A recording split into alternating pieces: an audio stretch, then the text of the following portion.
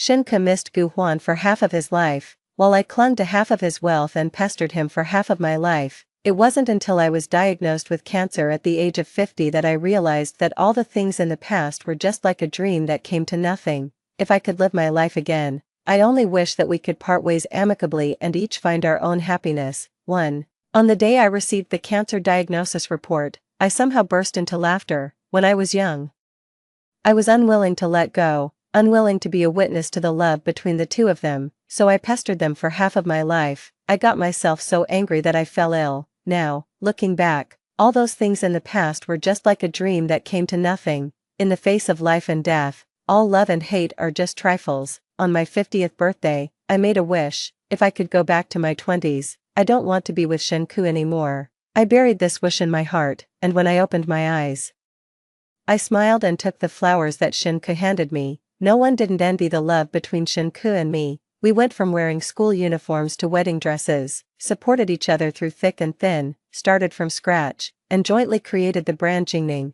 I'd been acting for half of my life, and in the end, I almost believed that we really liked each other. Only by deceiving myself could I somehow make it through the days. I'm stubborn.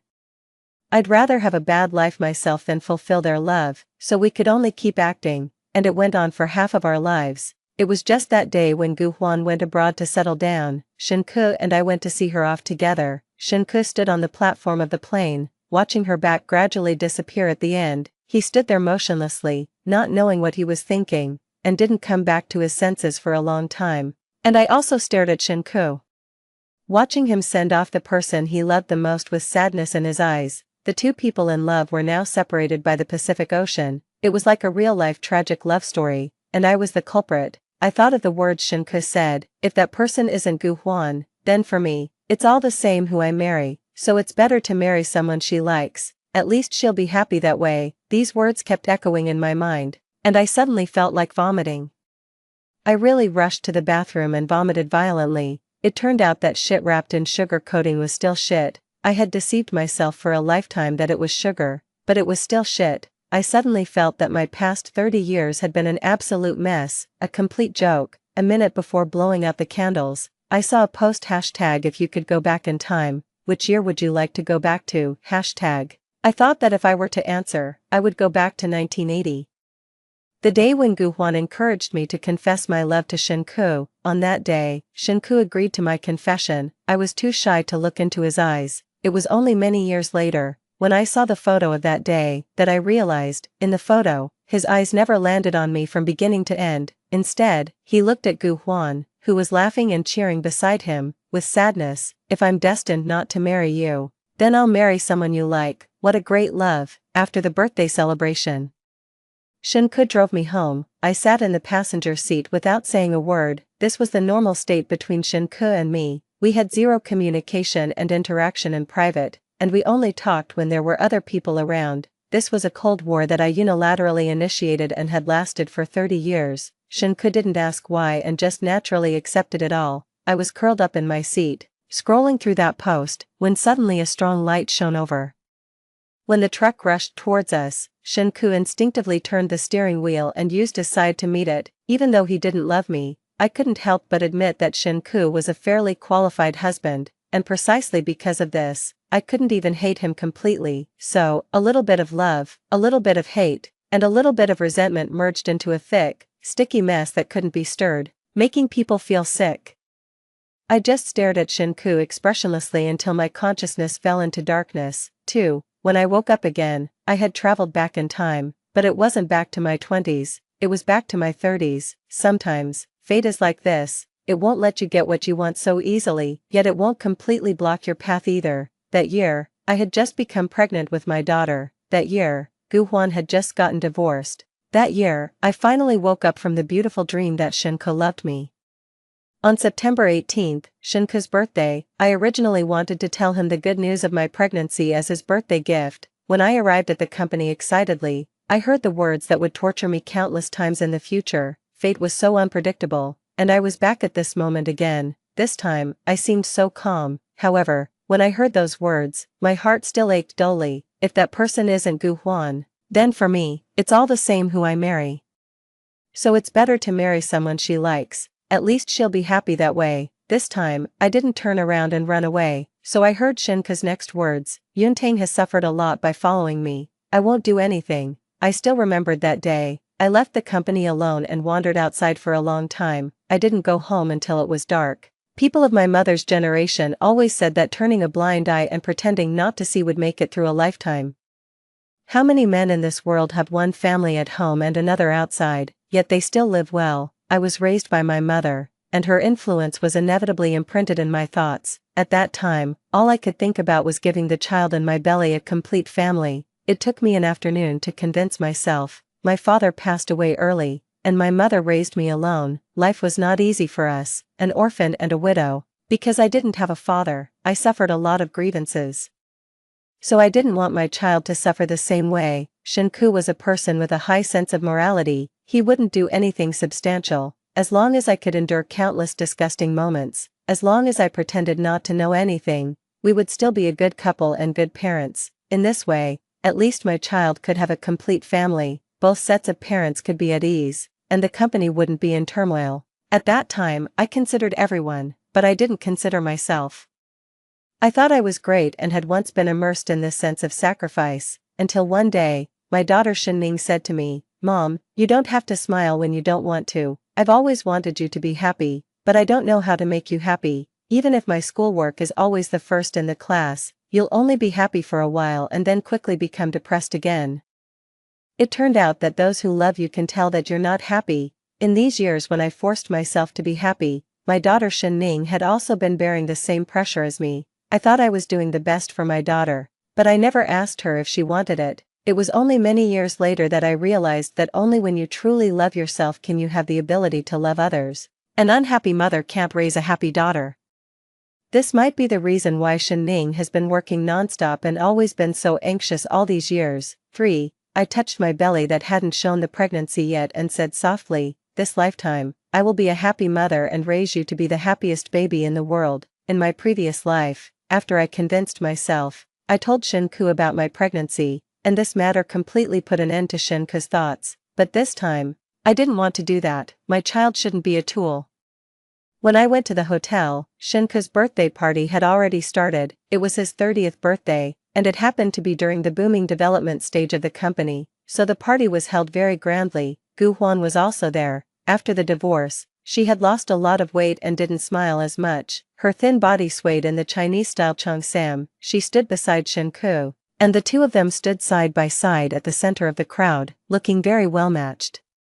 When she saw me coming, Gu Huan seemed a bit at a loss and wanted to give her position to me. Shinku instinctively grabbed her sleeve and explained dryly, Gu Huan is wearing thin clothes, and the air conditioner can't reach here. She had always been the center of attention. As long as the focus was not on her for a moment, it seemed to make people feel sorry for her. I smiled and walked forward, standing on the other side of Shinku. It's okay, you can just stand here.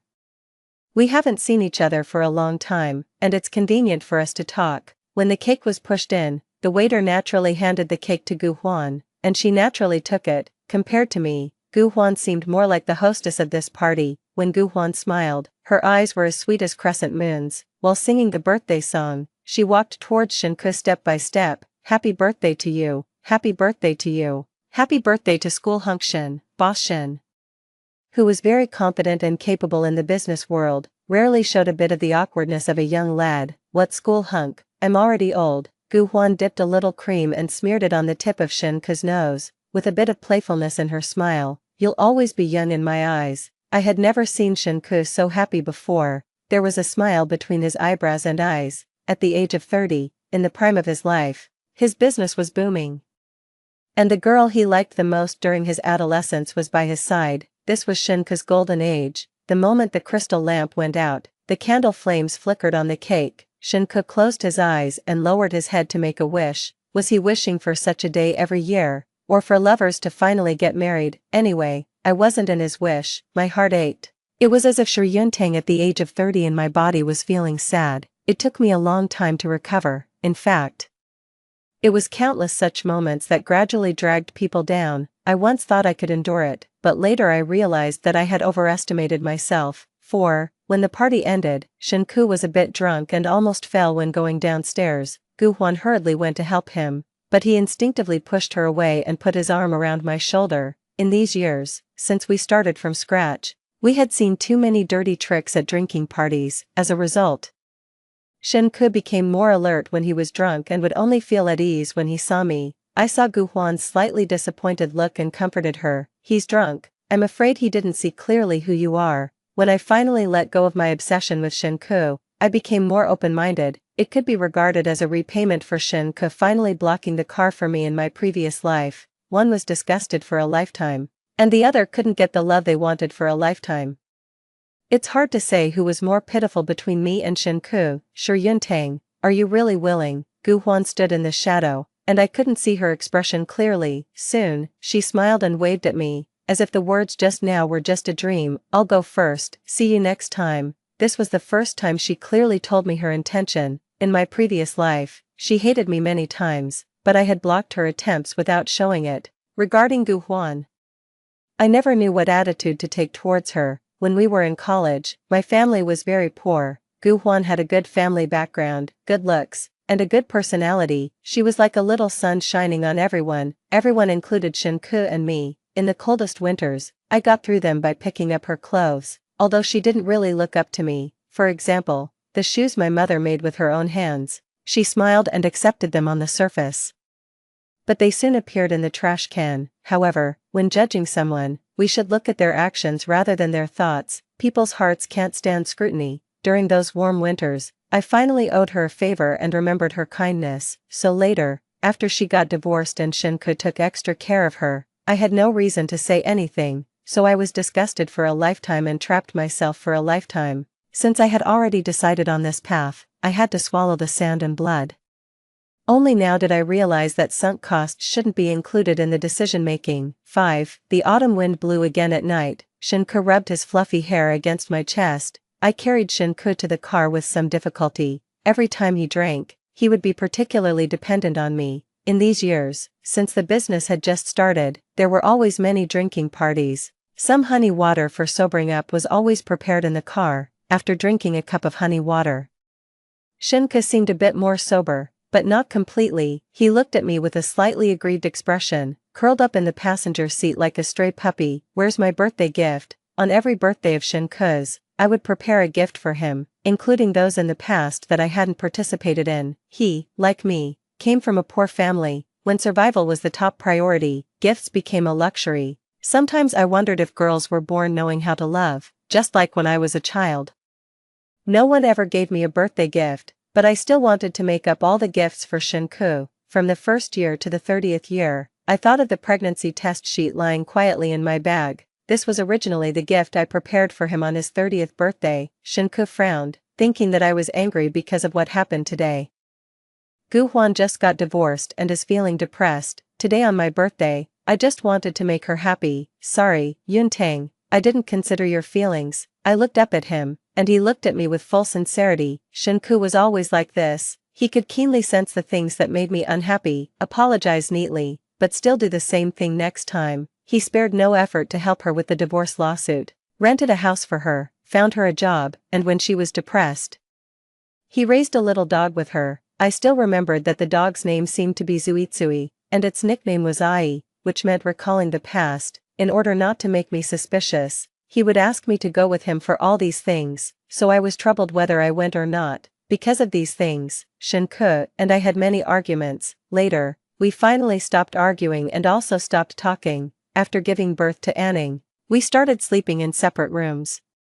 And the Cold War lasted for nearly 20 years. Shenke still looked at me persistently, with his palms facing upwards, as if he wouldn't give up until he got the gift today. When he was drunk, he was like an unreasonable child. I slapped his hand away and, under his aggrieved expression, smiled and said, "Your gift hasn't arrived yet. Wait a few more days, and I'll give it to you." I once thought that people who understood each other were very suitable to be together. And Shenke and I were the same kind of people. We were from the same hometown and had both been admitted out of that poor small mountain village. We had the same poor family background, the same awkwardness, the same inferiority complex, and the same self-esteem. Most of the time, with just a glance, we could understand what each other was thinking. Later, I realized that people like us needed someone like a little sun to dispel all the dark corners in our hearts. Gu Huan was that little son. A divorce agreement should be the best gift for Shinku. 6. Everything developed just like in my previous life. Gu Huan's divorce process wasn't smooth. Her ex-husband became an alcoholic after going bankrupt and would look for Gu Huan from time to time when he was drunk, so Shinku would always receive Gu Huan's calls at various times, including but not limited to, when sleeping, when eating, when having a meeting. Today, when the meeting was halfway through, Shinku's big mobile phone rang again. I didn't know how many times this had happened these days. This time, the supplier was a big order that we had always wanted to secure. It took a lot of effort to have this meeting. The meeting was interrupted by the successive phone calls, and Manager Chin showed an unhappy expression. If your company doesn't have the sincerity, we don't need to discuss this order anymore. I quickly smiled and tried to soothe the supplier's emotions. The Longjing tea picked before the rain. The first batch of new shoots, knowing that Manager Chin loves tea, I specially prepared it. We're just thirsty from the discussion. Why don't we take a break? Shinku looked absent-minded. He looked at me, hesitated for a long time, and then said, Gu Huan was almost hit by a car just now and sprained her ankle. She's all alone in the hospital. I suddenly found it a bit ridiculous, without family, relatives, or friends. She still called an old classmate of many years. Sure enough, people in love were like fools, and even a smart person like Shinku was no exception. I curled the corner of my lips and adjusted his tie for him. It's okay, I'm here, you can go. He didn't care about making money, but I did. After all, I wanted my daughter to be a rich second generation. In the end, I successfully secured the business. By the way, I asked someone to estimate the company's cash flow and the assets under mine and Shenku's names. I also consulted a lawyer to find out how much I could get if we got a divorce. In fact, I have more talent for doing business than Shinku. I have a sharper vision, can see things more accurately, and am more ambitious. In my previous life, there were many opportunities for the company to double its assets, but they were all missed because he preferred to stay in his comfort zone. However, later I retreated to the rear. I gave birth to Anan, and Shenku's mother fell seriously ill. Someone was needed at home. There needed to be someone to do the logistical work, and so, naturally, that person was me. The man takes care of external affairs, and the woman takes care of internal affairs. Everyone said so and did so at that time, and I didn't realize there was anything wrong with it. I didn't have much interest in the company. It was an antique that would eventually be eliminated by the times. In my previous life, I always wanted to carry out the company's reform, but I was restricted by various reasons. Now that I have a chance to live my life again, I have the ability and confidence to take my company to the next level. 7. After coming out of the hospital, Shinku said he wanted to arrange a job for Gu Huan and asked me if there were any suitable positions. I thought for a while and said, aren't you in urgent need of a secretary? I think Gu Huan is quite suitable. Shinku looked at me in surprise and asked hesitantly, is this appropriate?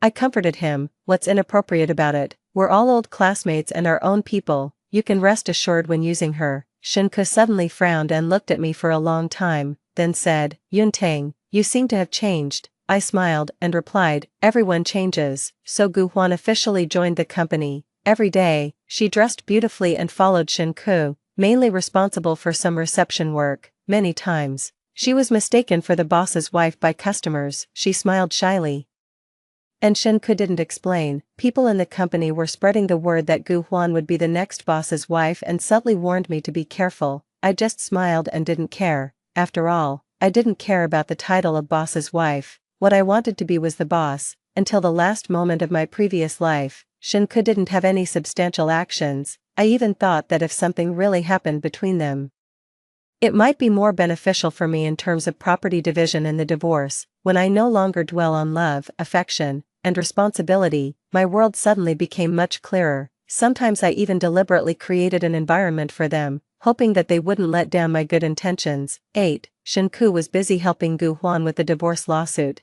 and I was even busier than him. In my previous life, a college student came to the company to seek investment. I saw his potential at a glance, but since I couldn't make the decision, it eventually came to nothing. Later, it turned out that I was right. He held his patent and became a well-known tech tycoon later. In this life, I was afraid that there would be any variables, so I took the initiative first. I walked around near the university town for several days in a row. And finally, I found Jiangqing. The person who would later be on the list of the wealthy was still just a poor student who couldn't even get enough to eat. I sat in front of him and said straightforwardly, I hope to invest in your patent. You will have full decision-making power in the company, and I will provide you with all the necessary resources and talents. Jiangqing looked up at me in a daze, swallowed the steamed bun in his mouth, and burped. I looked at him eagerly, waiting for his next words. After a while, he said quietly, Do I look easy to deceive? I was taken aback for a moment and then smiled. I can take you to my company to have a look. Jiangqing was very defensive. I accompanied him to visit the company and the science and technology park for an afternoon, and then he finally believed me. Securing Jiangqing's patent laid a solid foundation for my business blueprint. When I got home, it was already very late. It seemed that Shen Ku was waiting for me. He had fallen asleep on the sofa and only got up when he heard the commotion. Why did you come back so late? I casually found an excuse to perfunctorily answer him. Shen Ku followed me attentively. Gu Huan has had too many things going on recently. Thank you for your hard work with the company's affairs these days. It was nothing more than an apology for ignoring me these days and a thank you for my hard work. There are some men in this world like this, they understand everything but don't change anything. His warm breath coiled around my neck, and his voice was hoarse. I held down his restless hand and said coldly, I'm very tired. He turned over, and there was a hint of irritability in his tone. Gu Huan just got divorced. She helped us a lot in the past. Now that we're doing well, it's normal to give her a hand. Without her, we might not have made it. Yuntang, we can't be ungrateful. In my previous life, I was trapped by the word kindness and endured everything, suffering losses everywhere. I was too lazy to talk nonsense with him. Many words can hurt you only if you care about the person who said them. But I no longer cared about Shen Ku. His words were just like the buzzing of flies in my ears. 9. My belly was getting bigger day by day, and my secretary, Xiao Lu, even asked me if I had gained some weight these days. I must get divorced before it's discovered and complete the independence of my personal company. If possible, I must obtain clear evidence of Shen Ku's infidelity, so the school anniversary became the best opportunity, remembering the past, reflecting on the hardships, and then getting drunk and losing one's senses. It would all happen naturally. I specially prepared a white shirt for Shen Ku. Although he was already 30 years old, he looked a bit like a college student when wearing it. In college, this was the set of clothes he wore most often. He would hold a book and read in the pavilion, and there was still a steamed bun in his hand. He was good-looking. Even though the shirt had been washed until it turned yellow, he still had a clean and good-looking appearance. Before he left, I carefully ironed his clothes and then helped him put them on. Shen Ku looked at me quietly with his head lowered. Are you really not going? There's something to deal with at the company.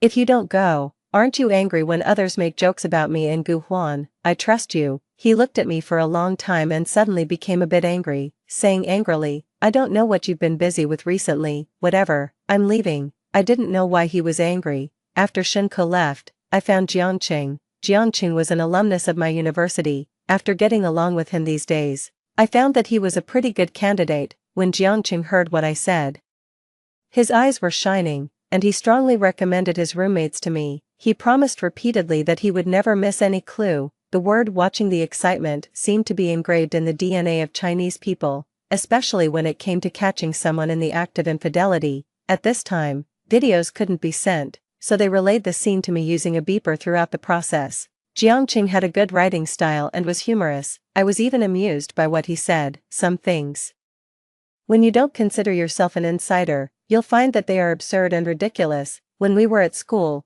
everyone thought that Gu Huan liked Shen Ku. She always liked to put the drumstick from her bowl into Shen Ku's rice bowl and always liked to follow Shen Ku. She also gave Shen Ku clothes many times, but Shen Ku didn't accept them, so she asked other boys to give these clothes to Shen Ku, pretending that they were clothes the boys didn't want anymore. That's what she said.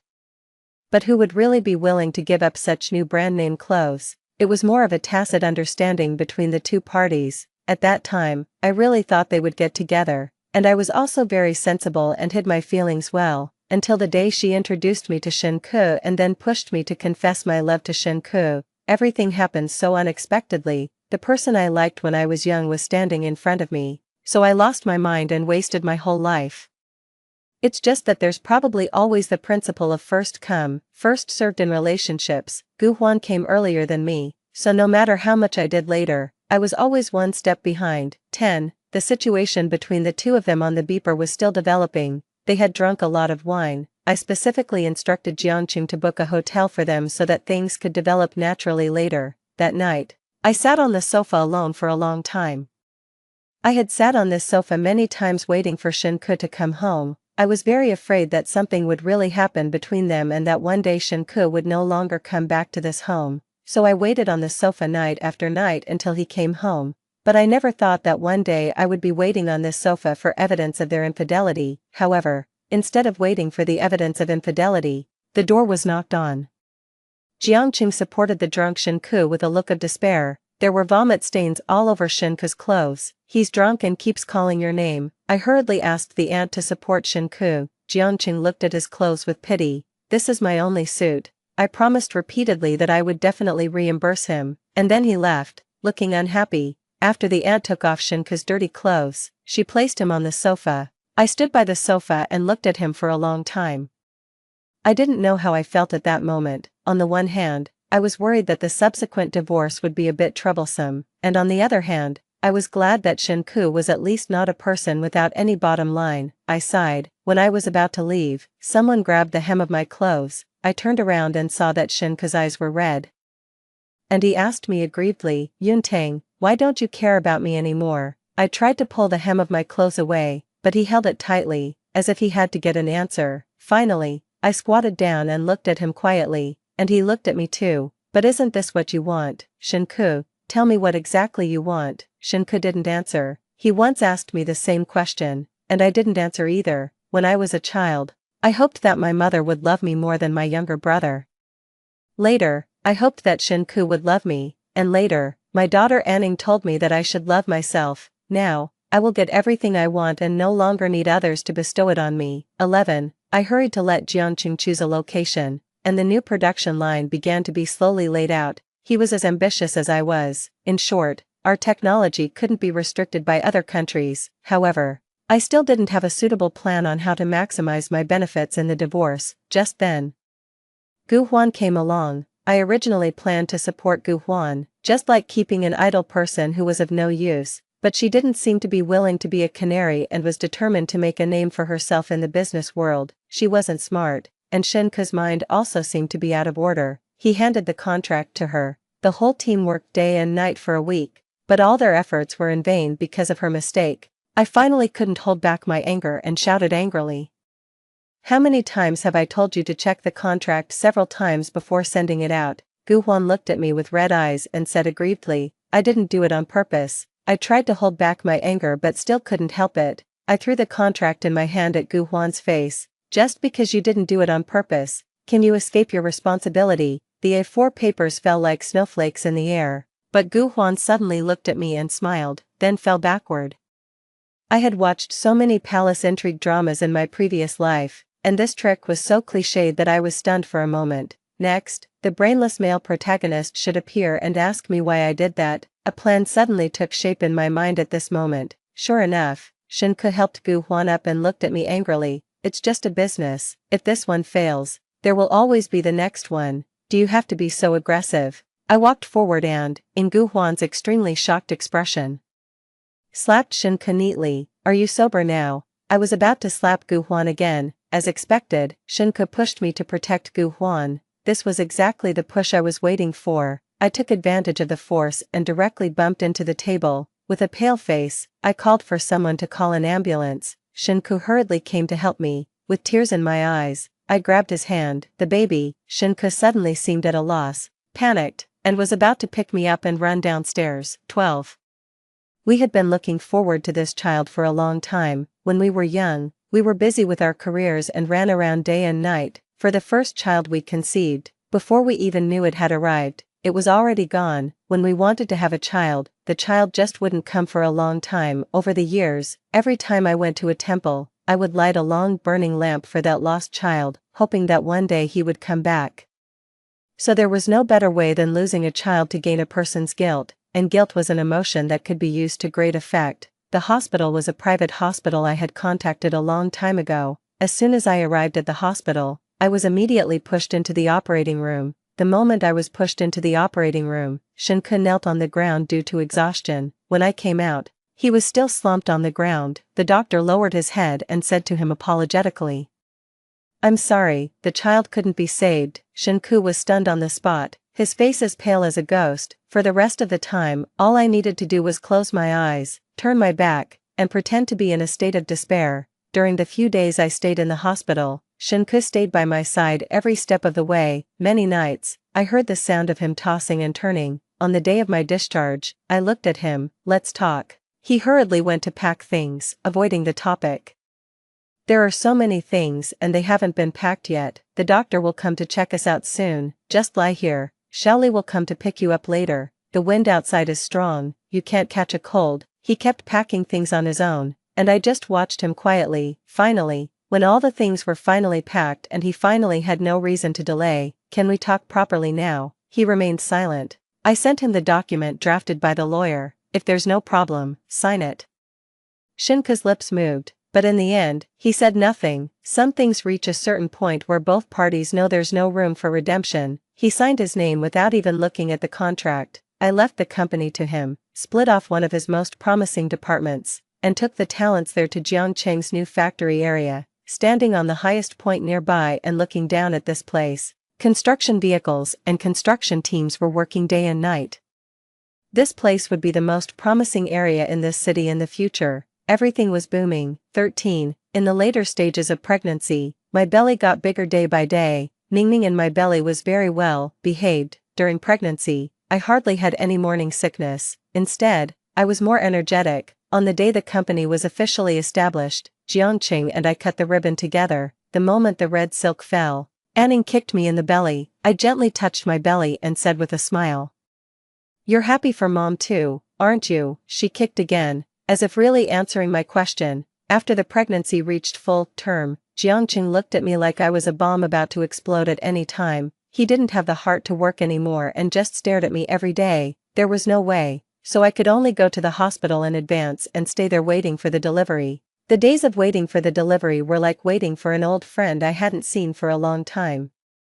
My daughter was like a friend to me. She spread a lot of advanced ideas to me. She took me to many places. She said I was her genius mother and that I really had talent. No matter what happened, she always stood by my side without hesitation. In this marriage, I had too many regrets and too much unwillingness, but the only thing I didn't regret was having my daughter. There was a very important meeting in the company in the middle, and I went back for a while. I originally thought my daughter's birthday was still a few days away. Unexpectedly, just after the meeting, my water broke. Jiangcheng was so flustered that he fell while going to drive. He prayed all the way, extremely anxious. I only had some mild contractions at the moment and sneered, "The child isn't yours. Why are you in such a hurry?" His face was a few shades paler than mine. "You're my money-making god. Nothing must go wrong." When we arrived at the hospital, I was pushed into the delivery room. The delivery went smoothly. This was the first time in this life that I saw my daughter, and tears welled up in my eyes instantly. Other newly born babies were all wrinkled, like little old men.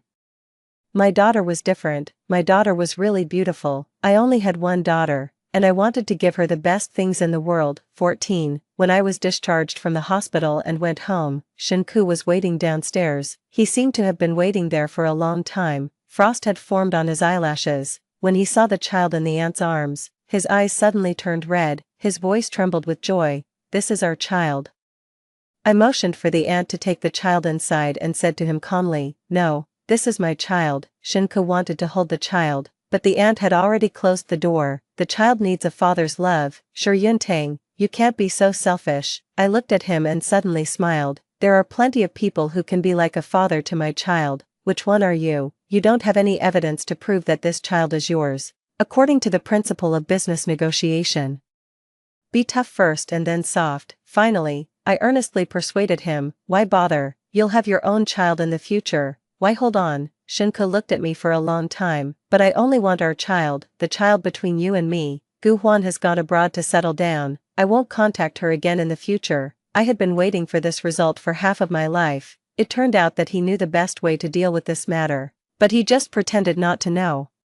He let himself be immersed in his youth, enjoying the pleasure of being a hero saving the beauty. Even, did he really like Gu Huan that much? Does really liking someone make the other person seem like a third party? On one hand, he gave Gu Huan the wrong impression, and on the other hand, he never gave her any promise. At the beginning, Gu Huan didn't choose him but chose someone with better conditions. Whether there was resentment in his heart, only he knew. I suddenly found it a bit ridiculous.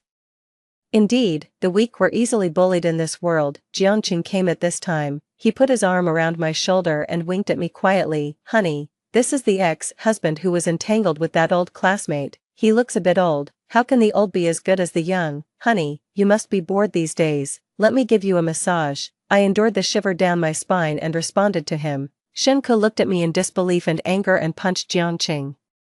But after these years of living a life of comfort, how could Shenke be a match for a young man like Jiangqing? He fell to the ground and looked up at me. I put the fallen glasses back on for him. Go back. 15. After that day, I didn't see Shenke for a long time. Later, I found out that there were some problems with his company. Shenke really wasn't very suitable for doing business. He would be affected by various personal matters and affect the company.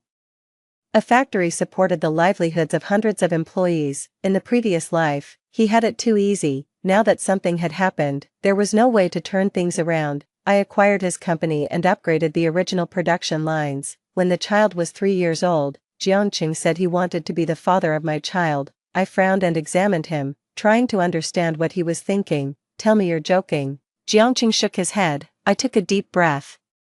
Are you out of your mind? Do you like being a step-father so much? Jiangqing looked at me pitifully. Seeing that I was angry, his voice became much smaller. It was just that day when Gu Huan went abroad to settle down. Shenke and I went to see her off together. Shenke stood on the platform of the plane, watching her back gradually disappear at the end. Exactly. I had a headache and my expression became much more serious. In business, we should talk about business. It's best not to mix other things among business partners. Jiangqing looked at me stubbornly. Don't worry, it won't affect the business. I was really at a loss and tried to persuade him euphemistically. Think about it in another way. I can have many men, but I only have you as a business partner. You're irreplaceable. Thinking like this, don't you feel honored? Jiangqing looked at me for a long time, with a bit of bitterness in his tone. I understand. We will be the best business partners. I held my daughter and stood on the highest point. Below was the newly built building, and in front of me was the gradually improving factory area. In the prime of my life, this was my golden age. Story 2. Before I turned 16, I was the pampered daughter of the Song family, adored by my parents and favored by my brother, living a carefree life. However, everything changed when Songru came to us with a DNA test proving that a nurse had switched us at birth. She was the real heiress, and I was merely an interloper in the nest. I had thought about leaving, but my biological parents had already passed away, and Mrs. Song couldn't bear to see me orphaned, so she formally adopted me. My adoptive parents treated me well, my brother didn't neglect me, and Songru never made things difficult for me. I was grateful, but later, Songru got into a dispute with a fellow actor backstage at a drama set, and during the argument, the actor fell down the stairs and became vegetative. There were no cameras, someone had to take the blame, and I, who had witnessed everything, was there. With tears, my adoptive mother approached me, begging me to take the blame for Songru. Songru knelt before me, banging her head on the ground and slapping her own face, apologizing to me. The family was heartbroken, so I nodded. I took the blame, went to prison, and suffered greatly. At first, the Song family would visit me, tears of guilt or apology in their eyes, but gradually, the visits stopped. Once, during a prison event, the warden asked about our plans after release. I thought long and hard before writing down sincerely, after I'm released, I want to see my parents. A fellow inmate laughed at the simplicity of my wish. Your parents will definitely come to pick you up. How could you not see them? I just smiled and said nothing. But when I was actually released, no one came, only Mr. Song's assistant took me to the airport and handed me a large sum of money. He said nothing, but I understood everything. My parents didn't want me anymore. The Song family had abandoned me. I didn't take the money. It wasn't about being noble. I just didn't want to owe anything to the Song family anymore. The Song family had raised me for over 20 years, and I had served 5 years in prison for their daughter. We were even. I rented a place, wore out my shoes looking for a job that didn't mind my criminal record, but after just half a month, I was fired. After much questioning, the manager finally admitted hesitantly, "You've upset someone you shouldn't have." I was stunned and speechless. Who else could it be but the Song family? That day, I walked the streets with my bag in the drizzling, cool rain, my face and body wet with the drizzle. As I passed by the central square, Song-Ru's live broadcast was playing on the big screen. I stopped and looked up. On the award stage, she was radiantly beautiful, joyously showcasing her glamour. The camera panned to Mr. and Mrs. Song, their eyes brimming with tears as they looked at her. It was as if they were gazing at a rare treasure, their eyes filled with love. For some reason, I suddenly remembered the first visit in prison, when my adoptive mother, seeing how gaunt I had become, tearfully promised me, "After you are released from prison, Mom will take care of you for the rest of your life. Mom loves you."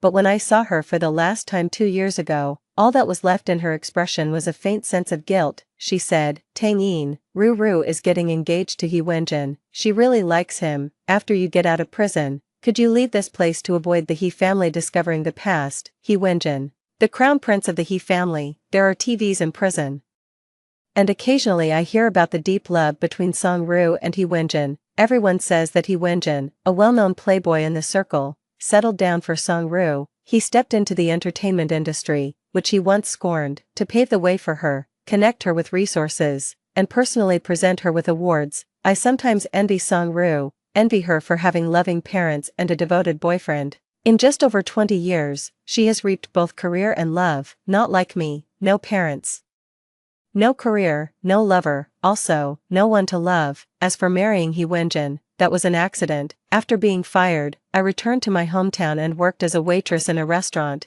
It was busy. I was serving beer to a customer when a drunk man, handsy and rude, made me frown and slap him. Enraged, he kicked me to the ground. Food and beer spilled all over me. It burned. The man, still not pacified and cursing, was about to strike again, but suddenly he fell silent. I opened my eyes to meet his bright, starry eyes. He Wenjin gave a lazy, insincere smile. "Song Tang-in, so you really are here." I got up, shook off the food scraps from my clothes, nodded at him, and tried to walk away, but after just a few steps, I heard his voice from behind, "Seeing you so miserable, how about marrying me?" I turned around in astonishment. "Have you finally gone mad? Serious?" He Wenjin eyed me, his gaze dark and emotionless, but his words were earnest. "To tell you the truth, your sister dumped me, and I'm in a foul mood, and you've been pushed to this point by the Song family. We might as well be called a league of victims." The street lamp flickered twice and then went out. I couldn't see his face clearly, only heard him scoff, the tip of his cigarette glowing red. "Since you have nothing now, marrying me isn't a loss for you. What's there to fear?" I thought about it, didn't say a word. He just quietly waited for me, until a cool breeze blew, making me shiver instinctively. He Wenjin took off his high-end custom coat and draped it over my shoulders. In an instant, all I could smell was the faint scent of his tobacco. I said, "Okay." When the news of our marriage spread, everyone was shocked. They all said that He Wenjin married me just to spite Song-Ru. At the wedding, when He Wenjin said he was willing, I noticed that Song-Ru was crying under the stage, losing her composure as she left the scene. I glanced at the man, but he just smiled and didn't even look her way.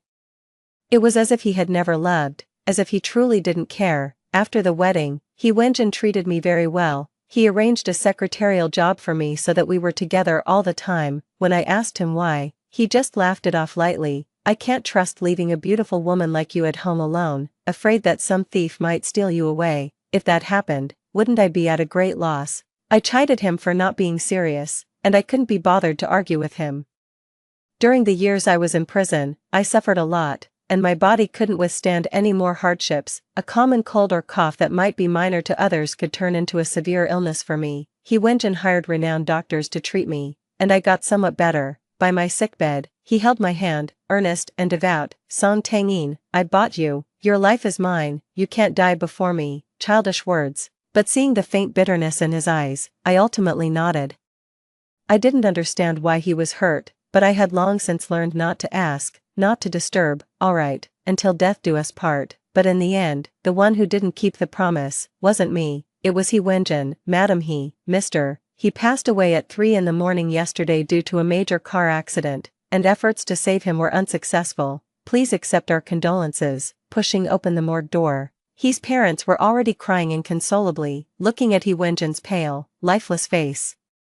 I thought to myself, heaven favored him, giving him an enviable family background, looks, and capabilities, but why did it stingily grant him only 34 years? What a pity, what a pity. I personally handled He Wenjin's funeral. Throughout the 5 years of our marriage, many people never had high hopes for our union. Song-ru, out of love turned bitter, was always waiting to see my downfall, yet no one expected that He Wenjin would leave all his assets and shares to me.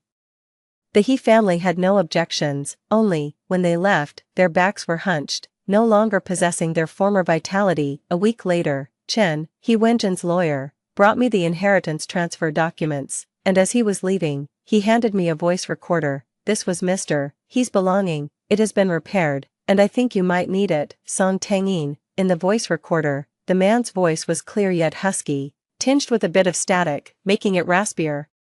I didn't marry you because I was trying to spite Song-ru, I married you because I liked you. I was stunned for a moment, yet my heart remained calm, as if I had anticipated this. He Wenjin chuckled softly, perhaps you've forgotten, but we've met before. Back then, you were the untouchable heroine of the school, extremely intelligent, the teacher's favorite, and my mentor would always talk about you. Every time he finished chatting with your teacher, he would come to me, puffed up with anger, and say, He Wenjin, I'm annoyed with you now, stay away from me. He imitated his mentor's tone, sounding especially endearing. I chuckled subconsciously, but the next moment, I slowly reined it in. He Wenjin continued, I used to dislike you.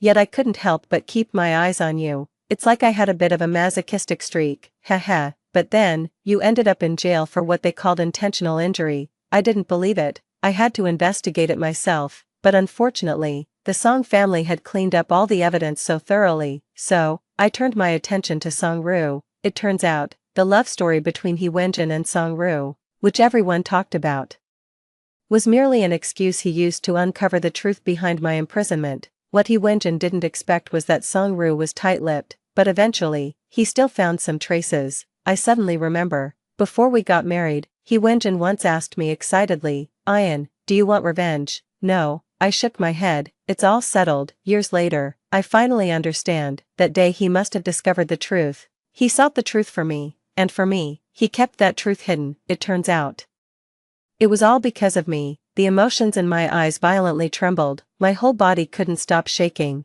and tears fell drop by drop. 07, but speaking of which, my acting must have been very, very good, so I deceived everyone, including you. Do you know how adorable your expression and eyes were when I asked you to marry me? Never mind, I've spoken too much again. Actually, I've always wanted to ask you. He Wenjin coughed, his usual pride replaced by a rare shyness of a young man. Song Tangin, can I, perhaps, also have a moment to like me? In this lifetime, I might not hear it, but in the next life, when I come to find you, you can tell me then. With the screeching of a sudden break and the noisy screams of the crowd, I clearly heard his last words. He said, Song Tangin, I really, really, really like you a lot. His tone even carried a hint of laughter. The suppressed emotion suddenly collapsed at that moment. In the empty living room, there were lilies that He Wenjin had brought home a few days ago still on the table. I've always liked lilies. He presented them to me as if offering a treasure. Ian, do they smell nice? I picked them out one by one just for you. Ian, from now on, I'll take care of replacing the flowers at home. At that time, the subtle laughter in his eyes, like gentle starlight. How could I say no? But the one who made the promise, lied. He left first, and took away the last vitality of the lilies. The warm sun shone through the floor-to-ceiling windows onto my shoulder. I reached out to touch it, but it only felt cold. To this day, I finally glimpsed the vast and secret love that He Wenjin hid beneath the ice. But, it seems too late. 08, Lawyer Chen met Mrs. He again a week later. He came to pick up the inheritance transfer document. He had followed He Wenjin for many years and had seen Mrs. He many times. In his memory, Mrs. He was always dignified, gently smiling like a jade Buddha on a pedestal, coolly observing the world's tumult, neither happy, nor angry, nor moved. Even when she learned of He Wenjin's death, she was momentarily stunned, yet her eyes remained dry. He Wenjin had been so kind to her, yet, all he received from her was a single tear. Attorney Chen had once felt that He Wenjin deserved better, but this time, as soon as he entered the living room, he saw Mrs. He holding several bunches of wilted lilies, her complexion paler than the falling snow. Upon seeing him, she didn't even offer a courtesy smile, but stated coldly, Attorney Chen, donate his assets to the orphanage. I don't want them.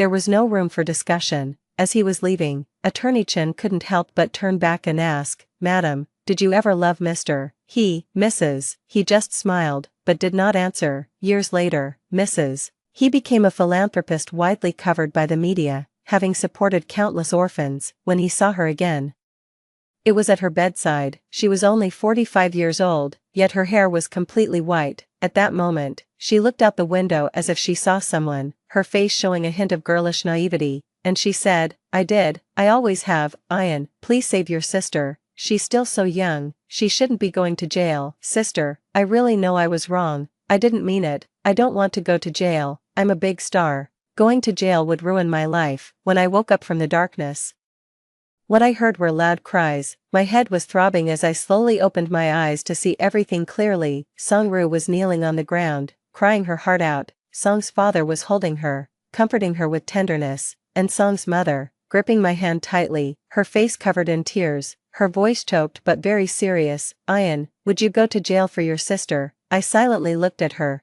as if encouraging her. Song's mother gritted her teeth and said, "Ian, there were no cameras at the scene, only you and Aru were present, and the paparazzi only captured a silhouette that can't be identified. Just admit that you accidentally pushed He Xiaoxiao. The police won't find out anything. Don't worry, once you're in prison, Mom will make sure everything is taken care of and you won't suffer. After you're released, the Song family will take care of you for life." She had said the same thing in my previous life. But that promise expired after just 1 year. After the guarantee expired, I was kicked out of a single room and, because of my looks, I suffered bullying and retaliation, beatings, insults, even poisoning. It was unbearable, but no one saw me, until I was hospitalized due to nitrite poisoning from the food. Song's mother came to my bedside. That day, she looked down at me with an impatient expression. "After all, it's a prison, not a resort. It's inevitable to suffer. Tang-in, don't be so delicate. Aru is going abroad for a business trip soon. I'm worried and probably won't have time to visit you in the future." After that, I never saw her again. Seeing Song's mother's tearful face now, I believed her words were sincere at the moment, but sincerity can change. My feelings of guilt and self-reproach eventually turned into a deeper fear as time passed. I gently pulled away from Mrs. Song's grasp and said, "No, I can't do this." Mrs. Song was taken aback, probably not expecting me, who she thought was as docile as a lamb, to refuse her. But when I spoke again, I was serious and resolute. "Mom, I appreciate that you raised me for 20 years, but I don't want to sacrifice my own life because of that. Call me selfish or an ingrate if you will, but I refuse to take the blame for her. This life, reborn, I am not here to repeat the same mistakes. In my previous life, He Wenjin saved me. This time, I am going to save myself, and then I will walk cleanly and dignifiedly to Yi Wenjin's side." My refusal enraged Father Song, who scolded me for being ungrateful, having enjoyed the benefits of the Song family for so many years yet unwilling to give anything in return. Mrs. Song and Song-ru cried bitterly, seeing that neither soft nor hard tactics worked on me. They worried I might flee, so they locked me in a room. Only my brother, Song Chunri, remained silent throughout. Just like in my previous life, Mrs. Song took away my phone, not knowing that I had a spare. I turned on the spare phone. Yesterday's news that He Xiaoxiao was seriously injured and had become comatose was trending online. There were few clues, only a paparazzi had captured a blurry photo of a figure from behind, and mentioned, Song-ru and her sister were alone with He Xiaoxiao for a while. The police were probably already on their way. As I flipped through the spare phone, I subconsciously dialed a number. Seeing the familiar digits, I hesitated but ultimately did not make the call. Somehow, I felt afraid that the person on the other end of the phone wouldn't be the one I knew, and more terrified that once I woke from this dream, I might never see him again. In my past life, after He Wenjin died, I regularly paid his phone bill. In the quiet of the night, I would text him, about everyday things or just to vent. I would always receive a reply, "Ian, I'm here." It was his automated response, set up before his death. How could someone be so cruel, cruelly holding on to my heart, making me unable to forget him for 10, 20, 30 years? I got up and opened the curtains. The warm sun shone through the window, bringing a hint of coolness. I saw the police outside the door, and the secretive glance from Father Song. With trembling hands, I finally sent out a message, "He Wenjin, won't you come and save me?" Mrs. Song initially tried to stop me from facing the police, hoping to solidify the evidence against me, but I forcefully knocked on the door. Facing the police's questions, I ignored Mrs. Song's pleading looks and responded to each one. In my previous life, I was convicted because I confessed to the crime and even erased evidence of my alibi, but this time, I won't be so foolish. The supposed favor of the past 20-odd years had already been exhausted in my previous life. Not holding hatred is already my limit, and compared to my calm composure, Song-Ru appeared even more panicked and guilty. Right and wrong are clear at a glance. When Song-Ru was taken away, Song's mother cried hysterically, and Song's father, with a gloomy face, occasionally glanced at me with the eyes of someone who had just lost a daughter, wishing he could tear me to pieces. They both followed Song-Ru as she left. I stood quietly, watching silently. Then Song Chunri came to my side and said in a deep voice, "The Song family can't shelter you anymore. Ian, you should leave this place." I looked up at him, pausing for a second as my eyes met his reddened ones. "Don't you blame me?" Song Chunri paused, not answering directly but instead gazing distantly towards the direction of the police car. His voice was as light as a breeze. "Ian, you are also my sister." He had said the same thing in a past life. He had advised me not to take the blame. I asked him why, and he looked down at me, his gaze as soft as wind and rain, tender and pitying. "Because you are my sister, too." Yet, I had ignored his advice before, but this time, I decided to listen to him. Song's mother and father probably hated me to the bone now. Staying would only add to the troubles. I said earnestly, "Brother, take care of yourself." Song Chunri slightly curved his lips, his voice raspy. "Ian, live well for yourself." I packed my belongings and left the Song house. Looking ahead, the wind blew, swirling fallen leaves around. At this moment, the sunlight fell on me, warm and comforting. Suddenly, a figure rushed in front of me, his voice frantic. "Song Tangyin, you're okay, right?" I was startled for a moment. Looking up, the man was wearing a black shirt, his frame lean and tall, his eyes deep. He stood drowned in the morning sun, appearing as though he was standing in the light, his handsome face lazy and nonchalant. But at this moment, his face was slightly pale, and he looked at me anxiously, only relaxing when he saw I was unharmed. His gaze lingered on my suitcase for 2 seconds before he spoke again, hesitating. "Song Tangyin, did you run away from home?" It was He Wenjin, to be precise. It was a much younger He Wenjin. Memories of the past quickly flashed through my mind. There were moments of him looking at me tenderly, him yawning lazily, him holding my hand as we stepped into marriage. All culminating in the evening we first met. He seemed relaxed but was actually tightly clenching his hand. He asked me, "Song Tangyin, would you marry me?" At this moment, my heart thudded rapidly, and I couldn't bear to take my eyes off him, until he widened his eyes in panic, exclaiming, "Song Tangyin, why are you crying? Who has hurt you?" Was I crying? Why would I be crying? Seeing him again, I should have been happy, but the emotions suppressed in my heart from a past life all turned into tears. Streaming from my heart, I couldn't stop the tears. I cried, and He Wenjin just quietly stayed with me. After a long while, he pulled me into his embrace, his voice low and soft, with a hint of indulgent helplessness, as if cajoling a beloved child. He said, "Ian, don't cry. Who has bullied you? Shall I avenge you?" "No." I clutched at his sleeve and shook my head. "No revenge, in this life. I just want to be together with you properly. I don't want anything else." I followed He Wenjin back to his apartment. It was cold and empty. That was his style. In my previous life, after He Wenjin had passed away, I lived here for a long time. It was a way of remembering, and perhaps reminiscing. It's hard to explain. I was already familiar with the layout here, but I didn't notice that as I confidently walked into the depths, turned a corner, pushed open a door, and entered the bathroom. He Wenjin's gaze darkened for a moment, looking at my reflection in the mirror. My eyes red and swollen, my appearance disheveled. I sighed softly, feeling somewhat embarrassed. I had resolved to face He Wenjin with dignity, yet every encounter, I ended up looking so wretched, but it didn't matter. He Wenjin loved me so much, he wouldn't disdain me, never. That was the most certain and sure thing in my life. Stepping out of the bathroom, He Wenjin was leaning against the door waiting for me. He asked me, "Why are you crying?" I candidly recounted everything that had happened just before. There was nothing to hide between us. After listening, He Wenjin was momentarily stunned. "So, the Song family wants you to take the blame." I nodded, but I refused. "This matter won't end so simply. Although He Xiaoxiao is severely injured and hasn't woken up, and there's no solid evidence, we can only wait for her to wake up to take the blame, even though Song-Ru is now considered a major suspect by the police.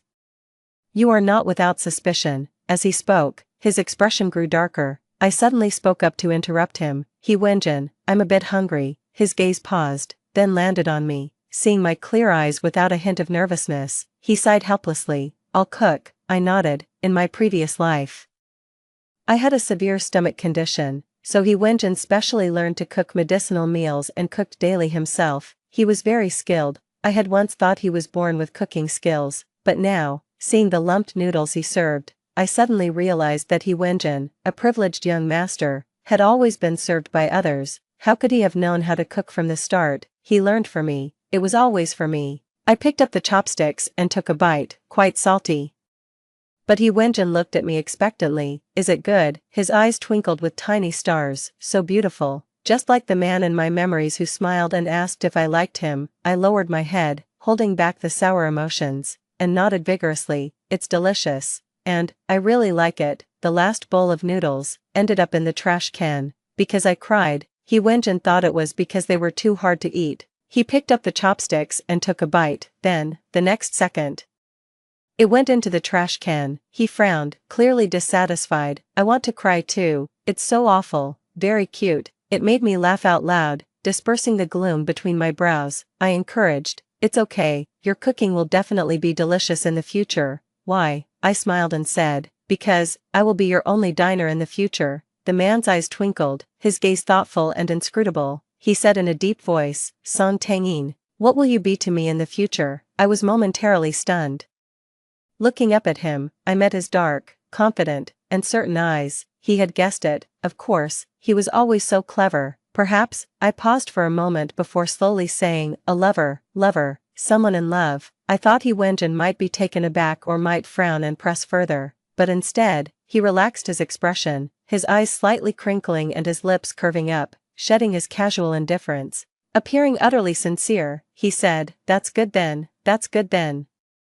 Seeing the mole by his eye tremble with his smile, I suddenly wanted to taste what it was like. Thinking it, I did it. I lifted my foot and kissed him. Under his astonished gaze, I grinned. He Wenjin, I really like you. I forgot to tell you in my last life, this life, I'll tell you, I like you. I've always really liked you. Before going to sleep, he Wenjin tucked me in. If you get scared, call me, and I'll come right over. Before he left, he also placed the amulet he wore around his neck into my palm. I knew this. He Wenjin was frail as a child, and his mother got this amulet for him, to protect him as he grew up. Now, he was using it to ensure my safety, clutching the jade pendant. My heartbeat was erratic, and my cheeks were burning hot. Only when he Wenjin slowly walked out and closed the door did I realize my face felt a bit sore from smiling. My heart felt swollen too. He Wenjin was always like this. Seeming like a playboy who never took anything seriously, yet he was actually the most meticulous and gentle person. And that night, I couldn't sleep until the middle of the night, a bit excited and a bit afraid. I glanced at the phone by my pillow, thought for a moment, wondering if he Wenjin had already fallen asleep. I was afraid to disturb him with a call, maybe just send a text instead. Are you asleep? Just as I sent it, feeling it was a bit redundant and about to retract it, suddenly there were footsteps at the door. Then, the sound of the door opening. When I opened my eyes again, He Wenjin was already standing by my window bed. The moonlight through the window fell on He Wenjin's shoulders, softening his sharp features into a gentle warmth. He leaned down and gently asked, "Ah-in, what's wrong?" Less than a minute after sending the message, he was already here. He was truly following through on his words. He said he would come, no matter how late. He always comes when I need him.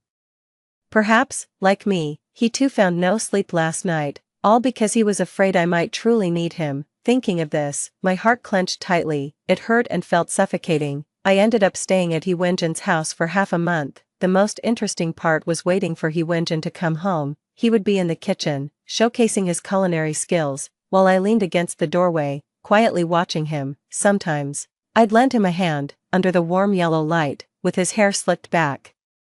His handsome yet somewhat immature face appeared softer, enveloped in a gentle aura. At this time, he hadn't yet graduated from university. Compared to the resolute and decisive CEO he in my previous life, he now seemed more naive and tender. This was a time I had never been part of, never known. Occasionally, he would look up at me, his lips curving into a gentle smile. The clear love in his eyes was impossible to hide. He really liked me a lot. In that moment, I realized that in the times I was unaware, He Wenjin truly cared deeply for me. My heart tightened suddenly, emotions flooding through me and culminating in a long, deep sigh. He Wenjin's cooking skills improved day by day. The Song family could no longer contain themselves. I had thought that the Song family wouldn't just let Song Ru admit guilt and go to prison. But I didn't expect that they would bribe He Xiaoxiao's agent to accuse me as the real instigator. Such shamelessness. Such despicableness. In front of the cameras, Song's mother revealed the truth about mine and Song Ru's origins. Tears streaming down her face, she cried, "I never imagined Ain would intentionally hurt someone. She has always been such a good girl, but now to avoid punishment, she even framed her own sister. Although Aru is my own daughter, she hasn't enjoyed many blessings in life. Now she's even being falsely accused and sent to prison. It really breaks my heart." Song Ru nestled in her arms, clumsily wiping away her tears while her own streamed down her cheeks. "Mom, don't be sad. My sister must have been confused when she made the mistake. I'm willing to take her place if it means she can take care of you." The mother and daughter, wailing pitifully in front of the media, looked extremely sorrowful. "People who make mistakes should take responsibility. You shouldn't have to suffer for what isn't your fault." Finally, Song's father, looking stern and righteous in front of the cameras, declared, "Song Tangyin, the Song family has raised you for so many years. We hope you will come forward and atone for your wrongdoing." Once the video was released, the internet erupted with condemnation against me. Such an ungrateful person. She enjoyed the good life of a fake heiress and now lets the Song family's own daughter take the blame. Is she even human? Song Tangyin, you vile woman, dare to do but not to own up.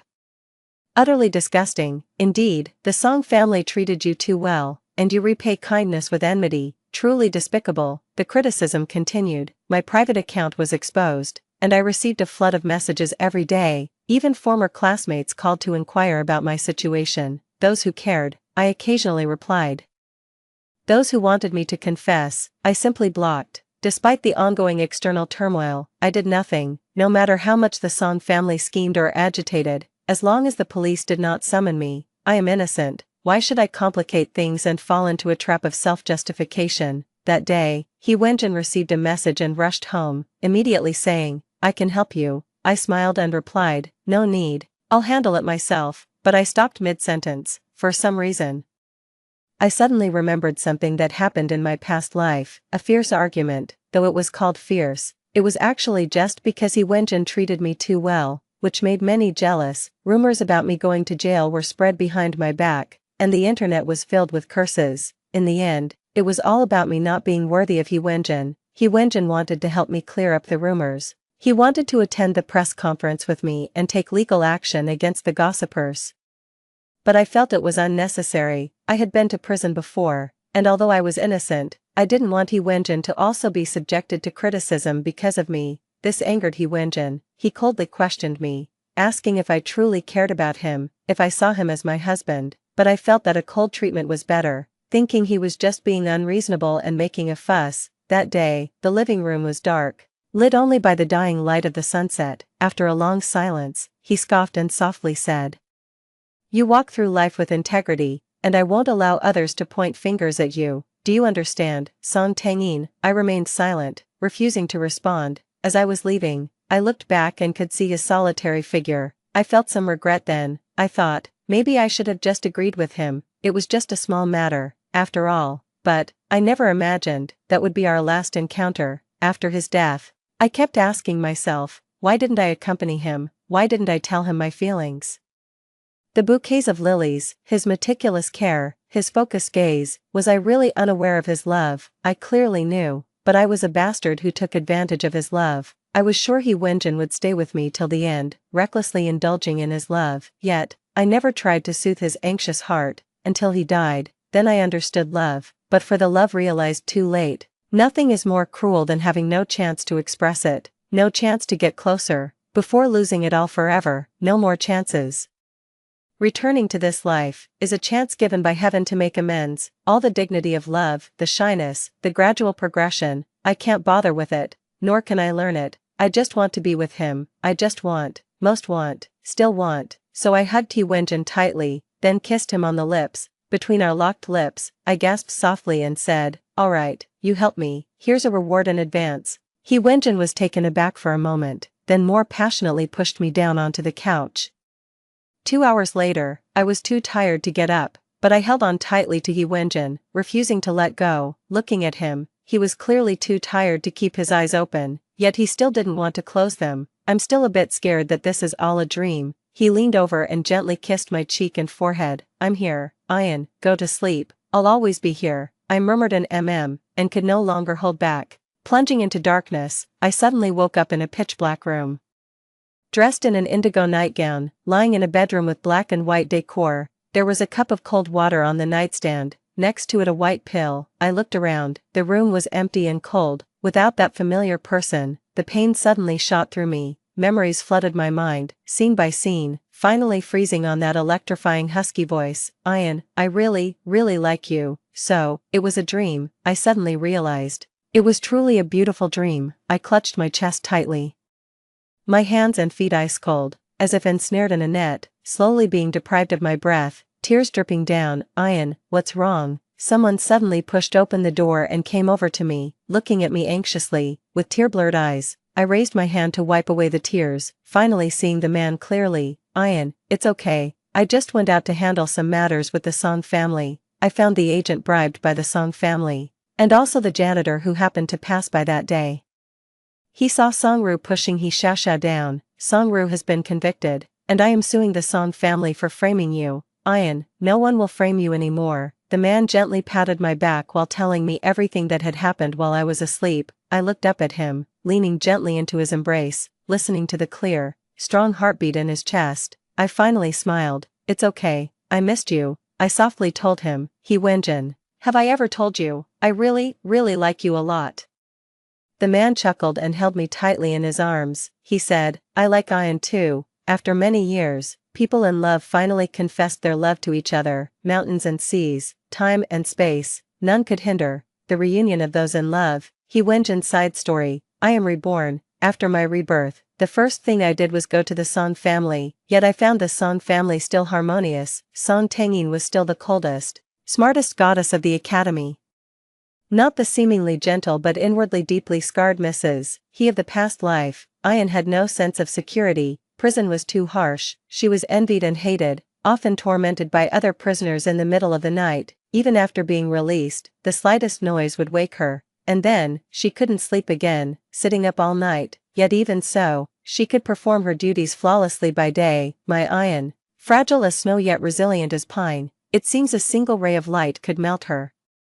But in fact, she is indestructible. I love her, and I admire her. At the school's freshman ceremony, Song Tangyin, as the student council president, went up to the podium to speak. I sat in the audience, looking at her from a distance. The girl wore a uniform, her hair in a ponytail, revealing a beautiful yet youthful face. She effortlessly radiated her beauty and showcased her knowledge, captivating many not just with her looks but also her words. At that moment, Ain was the bright, innocent top student from his memories. Standing on the podium, the wind brushed her hair and the sunlight seemed to favor her, casting a soft golden glow upon her. Suddenly, I wished that time could stand still right at this moment. I hoped that his Ain would never have to endure any hardships, always remain innocent, where smiles are just smiles, and sorrows are just sorrows, unaffected by rumors, untouched by mockery. How wonderful that would be!